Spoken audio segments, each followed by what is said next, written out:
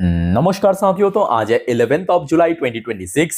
दोस्तों, geopolitical tension back to back कम होने के कारण मार्केट भी बैक टू बैक 2 दिन से रिकवर कर रहा है और कल रात से जियोपॉलिटिकल टेंशन और ज्यादा घट चुका है और अभी तक बहुत सारे अपडेट भी आया है जो कि देखिए, अगर सोमवार बाजार ओपन होने तक ऐसा ही रहा तो कहीं ना कहीं मार्केट रिकवर करने का बहुत बड़ा चांस है। ठीक है, जो आपको मैं लास्ट हफ्ते में कहा था कि देखिए, चांस तो है इस बार 24,500 तक पहुंचने का। Let's see. खैर, इस बारे में हम चर्चा करेंगे आगे वीडियो में। चलिए शुरुआत करते हैं। कल रात में सबसे पहले यूएस मार्केट बहुत ही डिसेंट लेवल पे क्लोजिंग दिया। चाहे डॉ जोन्स की बात करें, डॉ जोन्स की वैसे शुरू में थोड़ा सा इस पर्टिकुलर पोजीशन पे स्ट्रगल कर रहा था, बट सेकेंड हाफ होते होते एकदम से शार्प रिकवरी और डॉ जोन्स क्लोजिंग दिया 0.29% ऊपर आके। नैस्डैक कंपोजिट में भी सेम टू सेम शुरू में थोड़ा सा ऊपर नीच चल रहा था। सेकेंड हाफ होते होते एकदम से शार्प रिकवरी 0.29% ऊपर आके क्लोजिंग दिया। अच्छा, हमारे गिफ्ट निफ्टी की क्लोजिंग पोजीशन भी काफी बैलेंस्ड था, मतलब बहुत ऊपर भी नहीं था, बहुत नीचे भी नहीं था। फिलहाल 24,245 पॉइंट पे कल रात को क्लोजिंग हुआ। मतलब कल दोपहर पे हमारे निफ्टी जब बंद हुआ तो उस टाइम पे जो गिफ्ट निफ्टी की क्लोजिंग पोजीशन था वहां से लगभग 10.5 पॉइंट ऊपर। ठीक है, तो मतलब बहुत ऊपर भी नहीं, बहुत नीचे भी नहीं, काइंड ऑफ स्टेबल पोजीशन पे क्लोजिंग दिया था। ठीक है। अच्छा, नेक्स्ट आ जाइए। मेन इंपॉर्टेंट फैक्टर है क्रूड ऑयल। भारत के लिए क्रूड ऑयल की प्राइस बहुत इंपॉर्टेंस रखता है क्योंकि भारत इसके ऊपर काफी हद तक डिपेंडेंस है, 90%। ठीक है। अच्छा, क्रूड ऑयल की प्राइस पे भी थोड़ा सा हमें वीकनेस देखने को मिला। ऑलमोस्ट 76 के आसपास चल रहा था, बट मोस्टली टाइम हमने देखा था 76 के नीचे ही था, बट कल रात में 76 के ठीक बॉर्डर लाइन पे क्लोजिंग किया। ठीक है, तो यहां से भी मैं कहूंगा कोई बहुत बड़ा रिस्क की उम्मीद नहीं है। बाकी गोल्ड में थोड़ा सा करेक्शन हुआ, बट ऐसा कुछ बहुत बड़ा डिप करेक्शन भी देखने को नहीं मिला। अच्छा, सिल्वर की बात करें, सिल्वर भी सुबह से ही हमने देखा रहा कि लगभग $60 पर आउंस के नीचे चल रहा था, बट क्लोजिंग दिया 60 के जस्ट ऊपर आके, फिर भी एक स्टेबल पोजीशन पे मेंटेन करते हुए क्लोजिंग दिया। अच्छा, इंडियन करेंसी की वैल्यूएशन में भी एज सच कुछ बहुत बड़ा चेंजेस देखने को नहीं मिला पिछले 2-3 ट्रेडिंग सेशन से ही। मतलब जब से ये स्ट्राइक वगैरह शुरू हुआ है और माहौल जब से बेटर हुआ है, ऑलमोस्ट सिमिलर लेवल पे था। आप देख सकते हो कोई बहुत बड़ा इसमें चेंजेस देखने को नहीं मिला। मतलब ना एकदम से डिप किया, ना एकदम से वैल्यू बढ़ा है। ठीक है, बट ओवरऑल ठीक ठाक ही है। चलो आगे बढ़ते हैं। जो इंपॉर्टेंट अपडेट आया है एक्चुअली कल मिडनाइट से लेकर अभी तक एक एक करके एक्सप्लेन करता हूं, बट एक छोटा सा रिक्वेस्ट दोस्तों आप सभी को करूंगा। आप लोग प्लीज मेक श्योर कीजिए आपने ऑलरेडी इस चैनल को सब्सक्राइब कर लिया सर, नहीं किया तो फटाफट अभी करके रख दीजिएगा। और दोस्तों, कल छोड़ परसों यानी सोमवार फिर से बाजार ओपन होने वाला है। सो कल रविवार के दिन मैं आपको पाई टू पाई सब जानकारी दे दूंगा अगले हफ्ते के लिए। कौन कौन सी इवेंट है, कौन कौन सी कंपनी की रिजल्ट आउट होगा, कौन कौन सी इकोनॉमिकल डेटा आउट होगा, कौन कौन सी स्टॉक इंपॉर्टेंट है, शेयर मार्केट से रिलेटेड अपडेट, जियोपॉलिटिकल अपडेट। सो दोस्तों, कल रविवार की एक भी वीडियो मिस मत करना, अगले हफ्ते के लिए बहुत क्रूशियल है। ठीक है, चलो आगे बढ़ते हैं। मोस्ट इंपॉर्टेंटली जिस वजह से आपको मैं शुरू में कहा था कि अगर सब कुछ माहौल ऐसा ही रहा, जिसका उम्मीद तो है, अब देखना होगा क्योंकि जियोपॉलिटिक्स है, यहाँ पे कुछ भी कभी भी हो सकता है। फिलहाल देखिए, जो न्यूज निकल के आ रहा है कि US Iran likely to hold new nuclear talks in Switzerland next week.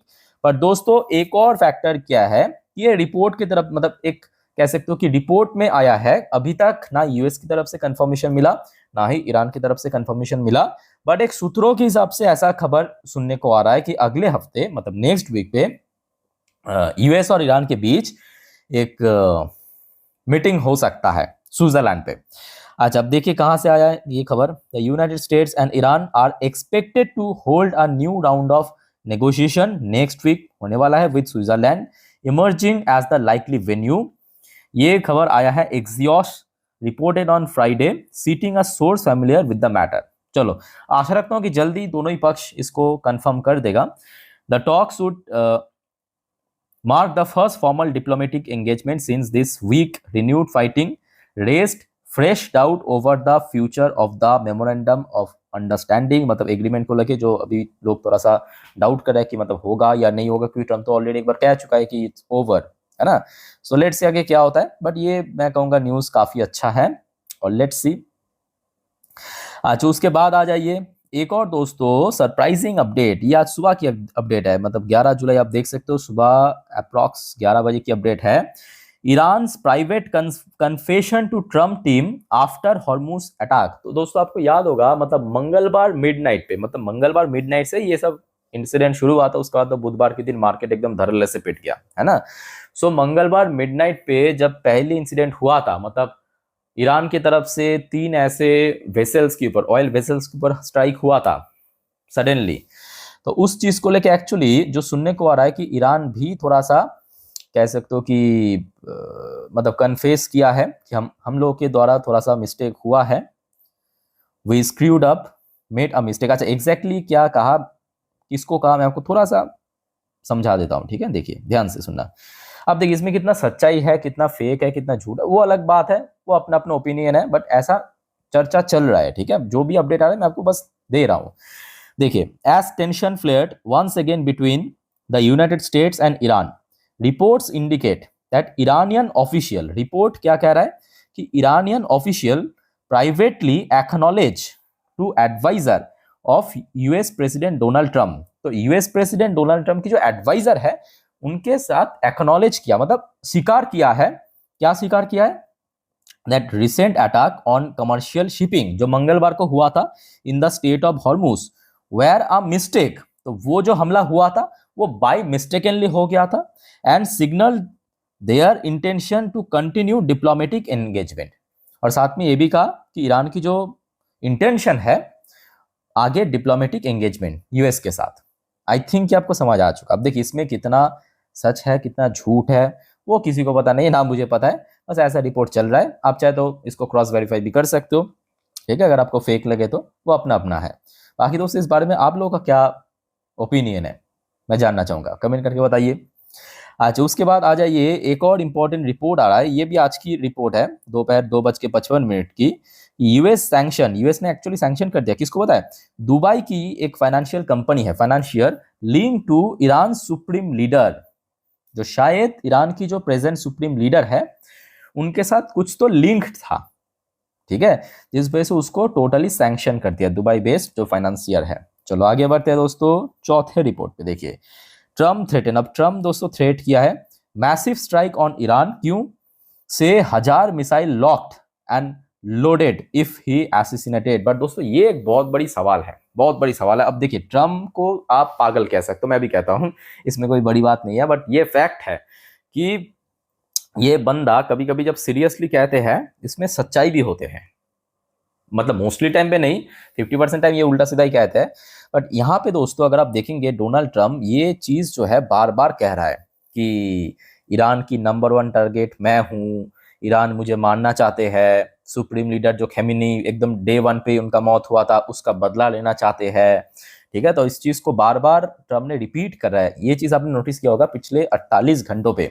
और इस बार तो सीधा सीधा ये भी कह दिया कि 1000 मिसाइल, मतलब अगर ट्रम्प की मौत हो गया तो लगभग 1000 के ऊपर दोस्तों मिसाइल लॉक्ड एंड लोडेड है, जो कहीं ना कहीं ईरान को खत्म कर सकता है, ठीक है। ये मतलब ट्रम्प ने अगेन थ्रेट किया है किसको, ईरान को, कि मतलब मुझे मारने की जो कोशिश है वो ना करे ईरान, बेसिकली एक टाइप का वार्निंग भी दिया, आप कह सकते हो चेतावनी दिया। खैर आगे बढ़ते, अभी तक तो ऐसा कुछ मतलब इंसिडेंट नहीं हुआ, लेट्स सी आगे क्या होता है।